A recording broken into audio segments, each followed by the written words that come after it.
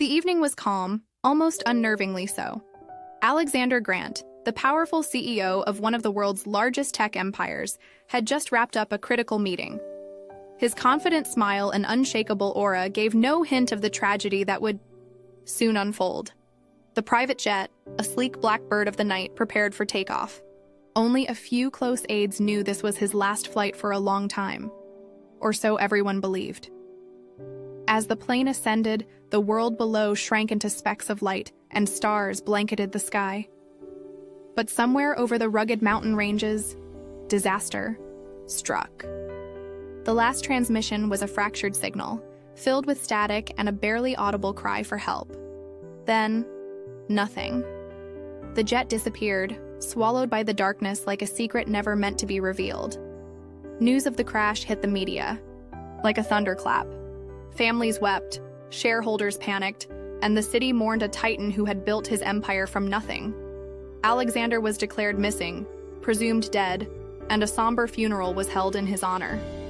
His daughter Emma, barely 18 at the time, stood, frozen at the edge of the world she once knew, her soul torn apart by grief and unanswered questions. Years passed, but the silence was deafening. No wreckage was found, no clues surfaced, just endless shadows and cold winds whispering of a mystery unsolved. Emma grew up haunted by a name that had become a ghost, her childhood memories fractured by the absence of a father she never truly lost in her heart. Then one rainy afternoon, everything changed. A tip came from an unexpected place, a small distant village tucked away in the mountains, far from the neon lights and glass towers of the city. Someone claimed to have seen a man resembling Alexander Grant, living quietly, far from the empire, and the world's eyes. The news was like a lightning strike. Emma's heart thudded wildly. Could it really be him? The man everyone thought was gone? Hope and fear tangled in a fierce battle within her.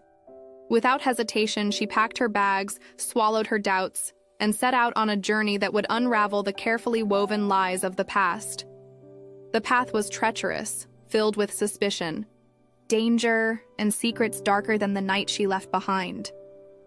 When Emma finally arrived, the village was a world away from everything she knew, simple, raw, and untouched by the rush of modern life. The people were wary, their eyes filled with unspoken stories. Then, she saw him. The man who had vanished from the headlines, standing quietly beside a young schoolgirl, her hand resting gently on his arm. Shock, disbelief, and a torrent of emotions crashed over Emma. The man she had mourned was alive, but the life he was living was a puzzle she wasn't prepared to solve. Who was this girl? What had happened during all those years? Every step forward was met with silence and hesitation. Every question stirring the calm surface of a hidden storm. Emma's search for truth had become a battle for her own heart, and the fate of the man she once thought lost forever. The village breathed a quiet tension, as if it held its breath, waiting for something to break the fragile silence. Emma's footsteps echoed on the dusty path, each one heavier than the last. The closer she got, the more the air thickened, a strange mix of fear and something unspoken, like a secret clawing to be uncovered. The man she approached didn't look like the powerful CEO she remembered from faded photographs. His eyes, once sharp and commanding, now held shadows deep enough to drown in. His hands trembled ever so slightly when the schoolgirl beside him squeezed his arm, a silent anchor in a sea of uncertainty. Emma's voice cracked as she called out his name, but the sound felt like a whisper swallowed by the wind. He didn't turn immediately. Instead, he stared at the horizon, lost in a world that wasn't here anymore. When he finally met her gaze, the raw pain in his eyes cut through her heart like a knife. Suddenly, a cold wind whipped through the village, rustling the leaves like a warning. From the corner of her eye, Emma caught a glimpse of a figure watching, from the shadows. Someone who didn't want this reunion to happen. Her heart hammered. Who was watching? Why? As questions spiraled, the schoolgirl suddenly stepped forward, her voice small but firm. You shouldn't have come here. The warning hung in the air like a blade. Emma's breath caught. Was the girl protecting him? Or warning her to leave before it was too late? Before Emma could answer, a sharp noise, something crashing in the woods, sent everyone into a startled frenzy. The man's protective instinct snapped awake. He pulled the girl close and whispered urgently, "We don't have much time." The clock was ticking. The past wasn't done with them. And the danger lurking in the shadows was closer than anyone dared to believe. Emma's world was a whirlwind of grief and unanswered questions. But it was the innocent presence of the schoolgirl, Lila, that began to unravel the hardest layers of her heart. Lila wasn't just a child. She was a living emblem of everything Emma had lost, and everything she still hoped to save. The first time Emma saw Lila, her heart clenched with a tenderness that surprised her. The girl's wide, curious eyes held no trace of suspicion or bitterness, only pure innocence. Despite the shadow of years spent apart, there was an unspoken connection between them, a fragile bridge that hope could cross. Lila's simple joys stood in stark contrast to the heavy burdens Emma carried. The girl laughed easily at small wonders, a butterfly landing on a leaf, the gentle murmur of a nearby brook, the warmth of the morning sun filtering through the trees. Emma realized that while she had been chasing the ghosts of the past, Lila was living in moments of simple beauty. The villagers spoke quietly of Lila's kindness. She was the light in a place often clouded by silence and secrets. She helped the elderly, tended to the school garden, and had an uncanny way of soothing the wounded souls around her. Emma watched in awe as Lila tended to her father's old wounds, both physical and unseen. The child's innocence was a balm to the man who had carried years of pain and guilt. Emma's sympathy grew deeper as she learned of Lila's own story. A story marked by hardship, resilience, and a quiet strength that belied her years. The girl had come to this village under circumstances shadowed in mystery, much like Alexander himself. But unlike the hardened world Emma had known, Lila's spirit remained unbroken. Emma found herself drawn to the way Lila saw the world, not as a place of betrayal and loss, but as a garden where hope could still bloom. The girl's unwavering faith in the goodness of people challenged Emma's guarded heart, slowly breaking down walls built by years of pain. In their quiet moments, together Emma felt a healing she hadn't thought possible. Lila's laughter became a soundtrack to Emma's awakening, and her innocent questions sparked a new kind of hope. A hope that perhaps, even in the darkest of stories, light could find a way. But innocence, as pure as it seemed, was also fragile. Emma sensed the looming shadows around Lila's past, shadows she was desperate to shield the girl from. The protective instinct stirred fiercely in Emma's heart, not just for her father, but for this child who symbolized a second chance. Through Emma's eyes, the audience witnesses the power of sympathy, not as pity, but as a deep transformative connection. It's a reminder that sometimes the most profound strength comes from embracing vulnerability and allowing the innocence of another to heal wounds that time alone cannot touch. Emma's heart was a storm of confusion and pain as she stared at the man she had once only known through stories and photographs, her father, Alexander Grant, living a life cloaked in shadows and secrets. The man who had vanished without a trace, leaving behind a world that had mourned him, was now standing before her with eyes that held the weight of untold truths. For years, Emma had believed in a simple narrative. Her father was a titan of industry, a hero whose life was cut short by a tragic accident. But now confronted with the reality of his double life, the foundations of her beliefs began to crumble. This revelation was more than just shocking. It was a catalyst for something deeper, a moral awakening that would challenge everything she thought she knew about right and wrong, loyalty and betrayal, love and sacrifice. In the quiet moments that followed their reunion, Emma wrestled with her emotions. The betrayal she felt was sharp, like a wound reopened, but beneath it lay a more complex truth. Her father's choices, though hidden, were not simply acts of deception. They were born from a place of protection and sacrifice, a silent battle fought in the shadows to shield those he loved from dangers they never understood. This realization sparked a shift within Emma. She began to see her father not as a villain, but as a flawed man burdened by impossible choices. The moral black and white she had clung to faded into shades of gray, revealing the messy, painful reality of human life. Forgiveness became a path, not easy but necessary, for healing and understanding. As Emma delved deeper into her father's secret world, she encountered people whose lives had been touched by his hidden efforts. Lives saved, futures secured, hearts mended. Each story added layers to her awakening, showing her that morality was not always clear-cut, and sometimes the greatest acts of love were those unseen and unspoken. The innocence of the schoolgirl, Lila, further illuminated Emma's journey. Lila's unwavering trust and simple faith in goodness became a mirror reflecting the possibility of redemption and hope. Through Lila's eyes, Emma saw the power of compassion as a force that could heal wounds, bridge divides, and transform pain into purpose. Emma's breath hitched as she stood frozen in the doorway, the weight of everything she'd longed for and feared crashing down in that silent moment.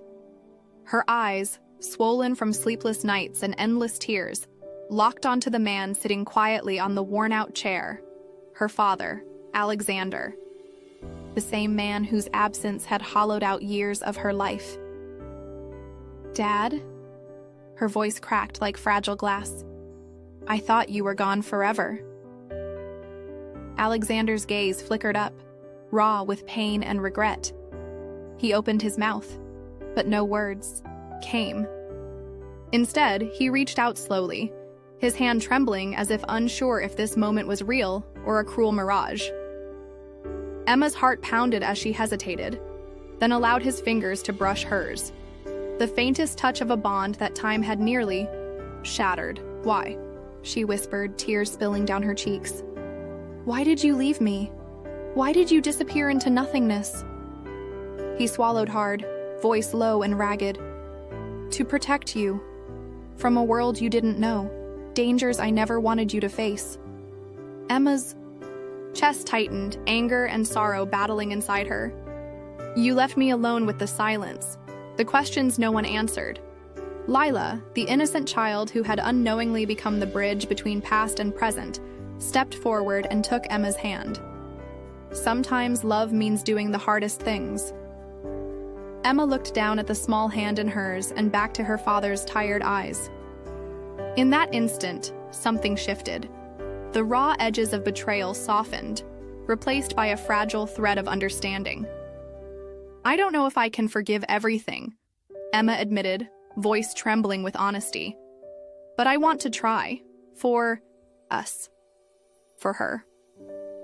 Alexander nodded, tears tracing silent rivers down his cheeks. "I will spend every day earning that forgiveness." A long pause stretched between them, filled with the weight of what had been lost and the fragile hope of what could still be saved. Emma took a steadying breath, her voice firm yet tender. "Then let's begin. Not to erase the past, but to build a future." Alexander reached out again, this time with certainty, pulling her into an embrace that spoke of pain, regret, and the first steps toward healing. In the quiet room, beneath the fading light, broken hearts began to mend, and the impossible started to feel possible. Emma sat stiffly, eyes locked on her father. The fireplace crackled, but warmth couldn't touch the chill that crept into the room. "There's more," Alexander said, his voice like gravel. He looked older now, not just in face, but in soul. "I never boarded that plane. I staged the crash to survive." Her breath caught. "Survive what?" she whispered, heart suddenly racing. Alexander's eyes darkened with a storm of memories. "Someone wanted me dead," he said. "Someone close. Your uncle, Richard." The words hit her like thunder, shattering years of quiet trust. "Richard took over the company," she said, slowly, mind reeling. He gave the eulogy at your funeral. Alexander nodded, pain clear in his expression. Because he needed me out of the way. And when I found out about his embezzlement, he tried to end me. Emma backed away, shaken to her core. The room felt smaller now, suffocating, as if the walls themselves were closing in. Lila looked up from her quiet corner, sensing the fear in the room. "Why didn't you go to the police?" Emma demanded. "Why vanish and leave me in the dark?" Alexander's answer was simple yet heartbreaking. "Because if I didn't disappear, you'd be next." Suddenly, there was a knock, sharp, deliberate. All three froze. Alexander's face turned to stone. "Don't open it," he said firmly. But Emma was already moving. Slowly, cautiously, she pulled the door open and gasped. Richard stood there, calm, collected. "We need to talk," he said, stepping into the light. Two towering men flanked him, armed, expressionless. Emma instinctively pulled Lila close. Alexander stepped in front of them, a protective wall of flesh and fury. "You don't belong here," he said through clenched teeth. Richard smirked, his eyes ice cold. "You should have stayed dead." "Brother?" Emma's heart pounded, her mind screaming. Everything her father just said, true. Richard's betrayal, the murder attempt, the lies. "What do you want?" she asked, voice shaking. Richard's smile never wavered. "To finish what I started." The room plunged into silence, fear like fog, thick and choking.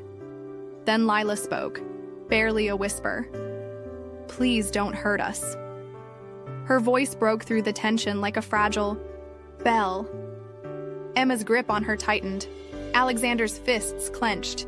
"You won't touch them," he growled. Richard tilted his head. "You sure about that?" A slow, deliberate step forward. The storm outside raged on, thunder echoing the chaos within Emma's chest. That night, after Richard's unexpected threat and retreat, Alexander sat alone by the window, eyes lost in the rain. Emma watched him quietly, sensing something unspoken weighing on him. He hadn't eaten. He hadn't rested. There was a heaviness to him that frightened her more than Richard ever could. She approached him slowly, sitting beside his worn-out armchair. "What are you thinking?" she asked, voice soft as mist. Alexander didn't look at her. "About how many people I had to leave behind to keep you safe." Emma stared at him, puzzled. "You mean Lila's mother?" His shoulders tensed. "Her and others. People who helped me vanish." Emma blinked. "But you did it for us. For me." He turned to her now, his eyes glistening, not with weakness, but with buried pain. "And I never told you because if I had, it would have crushed you." His voice broke. "I didn't just disappear, Emma. I let good people suffer so I could protect you. That guilt never leaves me." She felt her chest tighten. "What? Did you sacrifice Dad?" Alexander looked away. "Everything. My identity. My dignity. I cleaned boats at docks just to afford medicine when I got sick. I slept on floors, dodged bounty hunters Richard hired. I hid in holes and fake names while watching you grow up from afar, without me." He reached into a hidden drawer and pulled out a tattered notebook. Emma opened it and gasped. Photos of her at every school event, newspaper clippings, secret snapshots from crowds. "You were there?" she whispered, tears forming. "At every recital," he said, voice nearly gone. "I stood in the shadows, because that was safer than standing by your side." Emma covered her mouth. She never saw him, never knew he was near. "You never told me this," she cried. "Because you didn't need my burden," he said. "You needed to become strong, without me weighing you down." His fingers trembled as he continued. "I wanted to step forward so many times, but your life was better off thinking I died a hero than living as a hunted man." Then he said something that broke her. "The first time I saw you cry at my grave, I wanted to scream out the truth. But I didn't. Because you were safer believing I was gone." Emma couldn't hold her tears. "That wasn't fair to you," she said. "Or to me." Alexander nodded. "But it was the only way to keep you alive." Emma looked down at the notebook again, flipping pages filled with inked love and unseen pain. "You suffered for years. Alone." He nodded again, finally letting a tear fall. Some lives are lived out loud. Others are silently sacrificed. The room fell into silence, filled only with the sound of the storm and healing hearts. The night was long, but the storm inside Alexander had only just begun. After revealing the truth to Emma, something within him had shifted. He was no longer just the man who vanished. He was a father reclaiming his legacy. Outside, the shadows moved. Inside, his mind sharpened with purpose. This wasn't over. Not yet. Emma sat by the fireplace, still clutching the notebook of silent memories. She watched her father pace the room like a soldier preparing for war. "He'll come back," she whispered. Alexander nodded, his jaw tight. "And this time, I'll be ready." There was steel in his voice now, calculated, cold, protective. He opened a hidden drawer beneath the floorboards. Emma gasped at what lay inside, a sealed metal case. He popped it open with quiet resolve.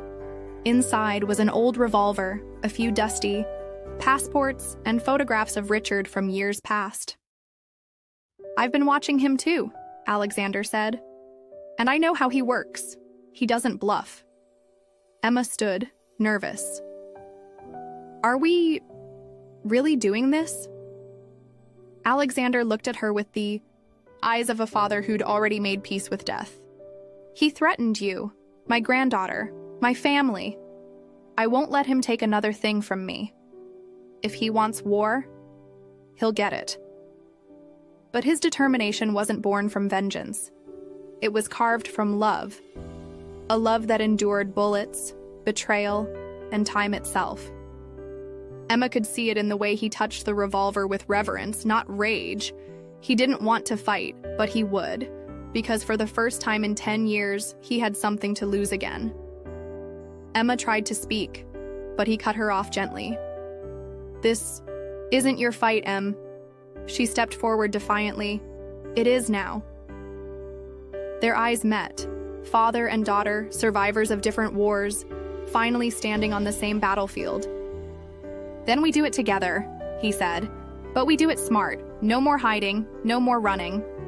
Lila walked in, rubbing her sleepy eyes. "Are you mad, Grandpa?" she asked innocently. Alexander knelt down, hugging her tightly.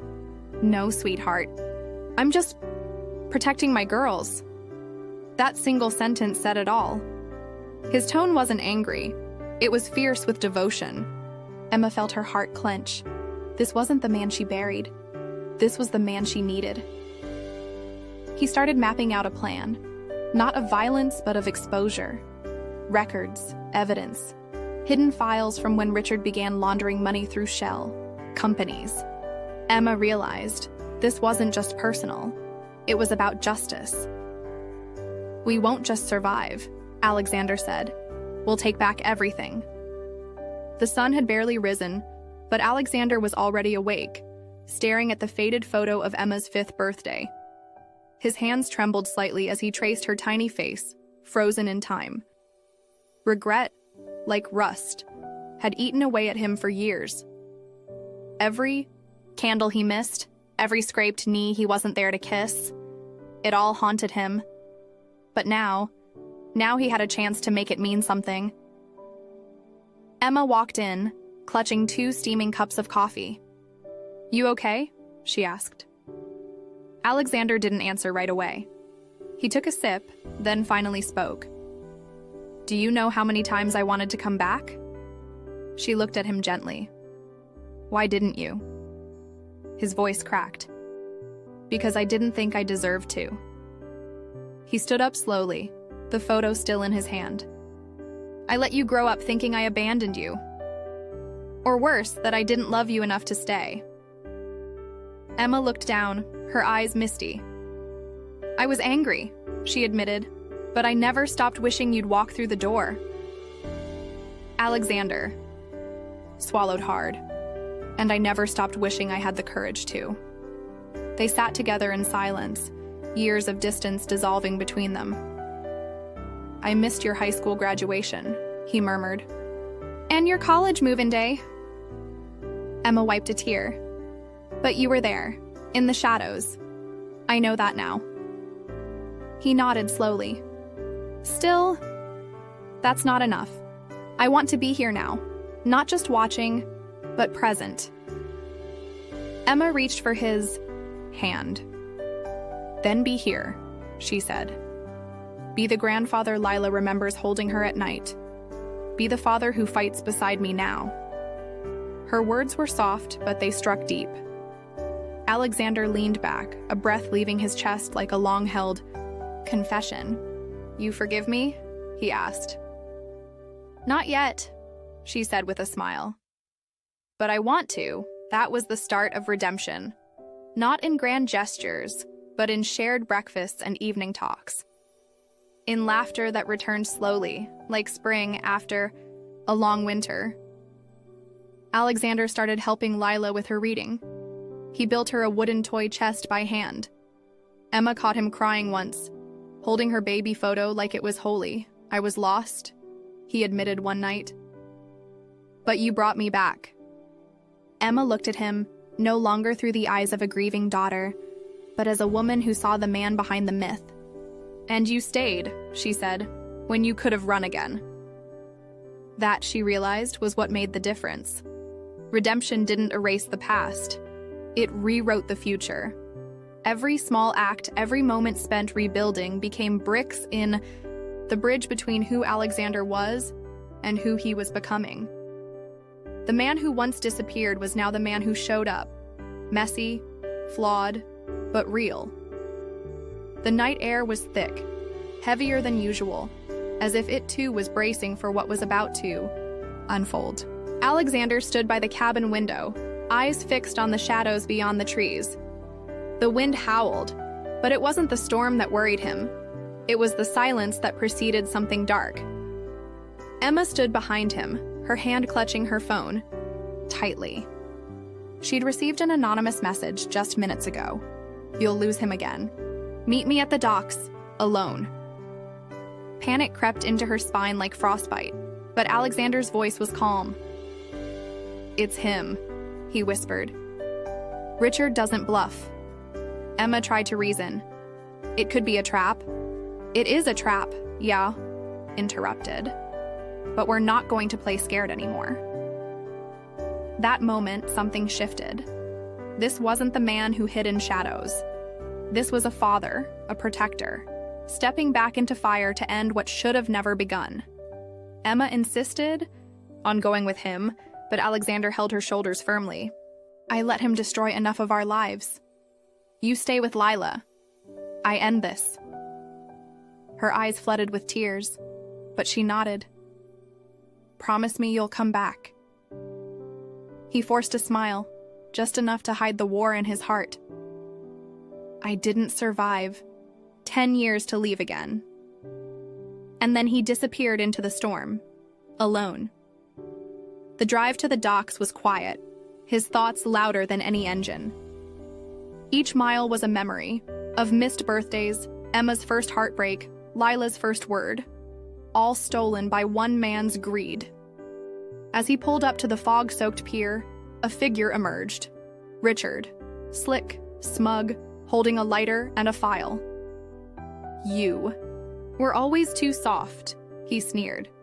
And yet, here I am, Alexander replied, steady. Richard held up the file. This contains everything to ruin her. Bank fraud, fake documents. One call and your daughter's life burns.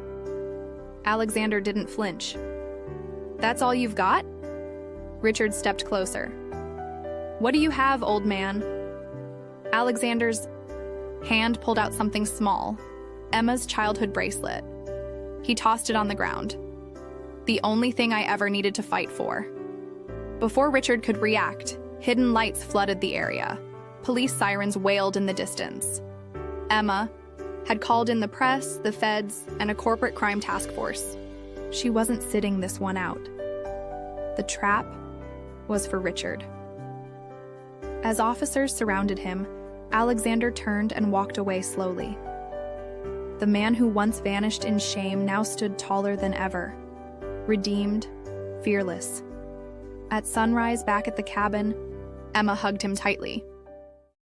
"You did it," she whispered. He pulled her closer.